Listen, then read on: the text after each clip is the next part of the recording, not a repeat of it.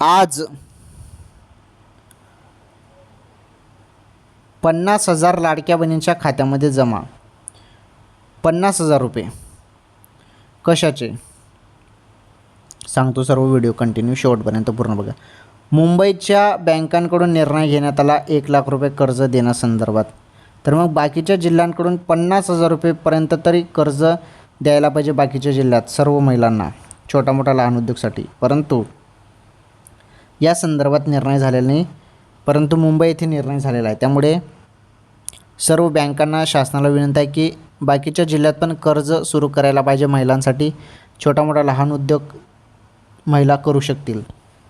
तर बघा, लाडकी बहीण योजनेसंदर्भात अपडेट बघा.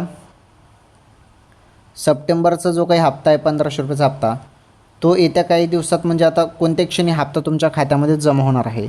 ओके, मोबाईलचे SMS चेक करत राहा.